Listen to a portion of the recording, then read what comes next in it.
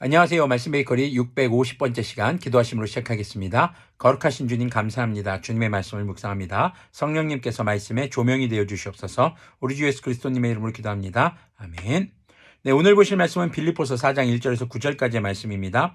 그러므로 사랑하고 사모하는 나의 형제자매 여러분, 나의 기쁨이요 나의 면류가 아닌 사랑하는 여러분, 이와 같이 주님 안에 굳건히 서 계십시오. 자, 여기서 굳건히 서다라는 헬라어 단어는 군사적인 용어로 굳게 굳은 결의를 가지고 물러섬 없이 서라는 것을 이야기하고 있습니다. 자, 주님 안에 굳건히 서라는 것은 믿음에 있어서 뒤로 물러섬 없이 거룩함을 지키기 위해 생명을 걸고 사력을 다해야 하는 것을 말하는 것이겠죠. 2절부터 보면은요, 나는 유오디아에게 권면하고 순두계에게도 권면합니다. 자, 이 두 사람이 어떤 사람인지 정확하게 알 수는 없습니다. 그런데 뒤에 말씀의 내용을 보면은 여인들이라는 것과 그리고 바울과 더불어서 복음을 전하는 일 함께 힘썼던 사람들이라는 것을 확인해 볼 수 있습니다. 계속 보면요, 주님 안에서 같은 마음을 품으십시오. 그렇습니다. 나의 진정한 동지여, 그대에게도 부탁합니다. 이 여인들을 도와주십시오. 이 여인들은 글레멘드와 그 밖에 나의 동역자들과 더불어 복음을 전하는 일에 나와 함께 애쓴 사람들입니다. 그들의 이름은 생명책에 기록되어 있습니다. 자, 주님 안에서 같은 마음을 품으라고 유오디아와 순두계에게 권면합니다. 그리고 그것을 도와달라고 나의 진정한 동지여라고 이 편지를 읽는 사람에게 부탁을 하고 있죠. 자, 그렇다면 우리가 생각해 볼 수 있는 게 유오디아와 순두계 때문에 빌립보 교회의 하나됨, 같은 마음을 품는 것이 깨졌다라는 걸 우리는 생각해 볼 수 있습니다. 그런데 바울은 그들의 잘못을 언급하거나 지적하지 않습니다.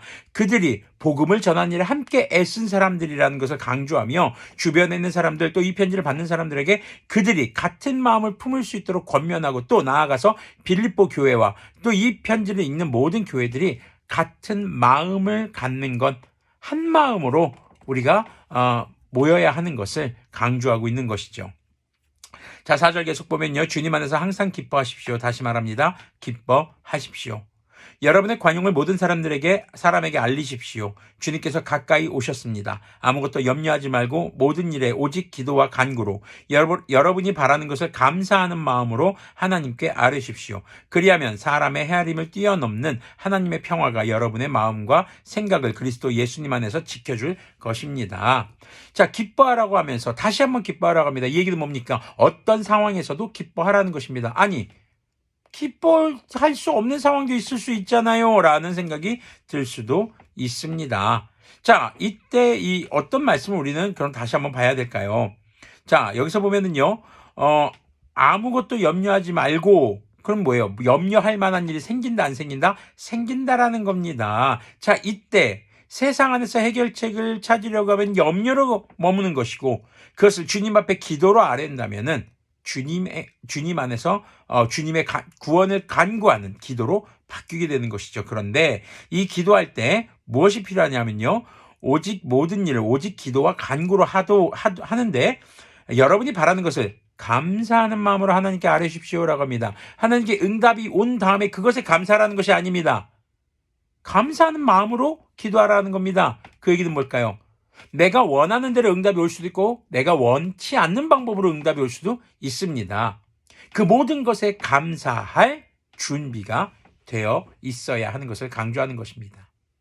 우리가 하나님께 아뢰는 것, 기도하는 것에 있어서 참된 그리스도인들, 우리가 이 땅에서 기뻐함을 유지할 수 있는 그런 비결을 가진 그리스도인들은 나에게 어떠한 상황이 펼쳐지든 내가 주님께 간구한 것에 대해서 내가 간구한 대로 이루어주시든 아니면 전혀 다른 방법으로 이루어주시든 주님께 감사할 수 있는 준비가 되어 있는 사람들인 것입니다. 왜냐하면요, 하나님께서 나에게 가장 선한 길로 이끄시는 것이고 하나님의 뜻을 이룰 수 있기 때문입니다. 그리스도인들이 승리해야만 반드시, 성공해야만 반드시 하나님의 뜻이 이루어지는 것일까요? 아닙니다. 때로는 그리스도인의 실패와 좌절을 통해서도 하나님의 뜻은 이루어지고 복음이 증거될 수 있다는 것을 우리는 기억해야 할 것입니다. 그렇게 함으로써 우리의 마음과 생각을 그리스도님 안에서 지켜야 하는 것을 강조하고 있는 것이죠. 그렇기 때문에 우리는 기쁨을 잃어버려서는 안 되는 사람들인 것입니다. 마지막으로 형제자매 여러분, 무엇이든지 참된 것과 무엇이든지 경건한 것과 무엇이든지 옳은 것과 무엇이든 순결한 것과 무엇이든 사랑스러운 것과 무엇이든지 명예로운 것과 또 덕이 되고 칭찬할 만한 것이면 이 모든 것을 생각하십시오. 그리고 여러분은 나에게 배운 것과 받은 것과 듣고 본 것들을 실천하십시오. 그리하면 평화의 하나님께서 여러분과 함께 하실 것입니다. 자, 지금 여기서는 성경에 나오는 말씀의 항목들만 이야기하는 것이 아니라 세상 가운데서도 참되고 경건하게 옳은 것을 추구하며 순결하게 그리고 명예롭게 덕이 될 만한 삶을 살아가는 것을 강조하고 있습니다.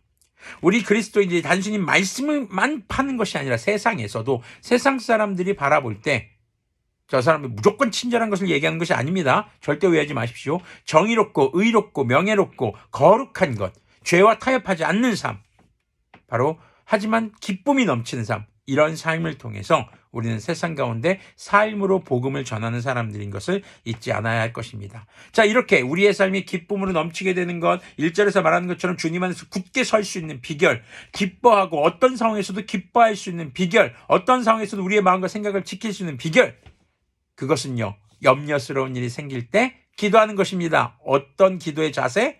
응답보다 빠른 감사의 자세요. 어떤 응답이 오든 주님께 감사할 수 있는, 그렇게 감사의 스탠바이가 되어 있는 그리스도인들이 될 때 우리 앞에 펼쳐질 모든 일 가운데서 주님의 이름이 드러나게 될 것이며 그 가운데 주님께서 우리를 인도하시는 것을 경험할 수 있게 될 것입니다. 기억하십시오. 그리스도인들의 성공이냐 실패냐가 중요한 것이 아닙니다. 그리스도인의 삶은 세상이 볼 때 성공이든 실패든 주님의 복음을 증거하며 거룩함을 잃지 않는 것, 그것이 진정으로 기뻐할 수 있는 비결이 되는 삶인 것을 기억하셨으면 좋겠습니다. 기도하겠습니다. 거룩하신 주님 감사합니다. 주님, 우리가 주님께 응답받은 것을 두고 감사하는 사람들이 아니라 주님께서 나에게 어떤 일을 행하시든 감사할 준비가 되어 있는 그리스도인들이 될 수 있도록 긍휼을 베풀어 주시옵소서. 우리 주 예수 그리스도님의 이름으로 기도합니다. 아멘. 네, 오늘도 기도함에 있어 응답보다 빠른 감사하기에 충만한 그런 하루가 되시기를 소망합니다.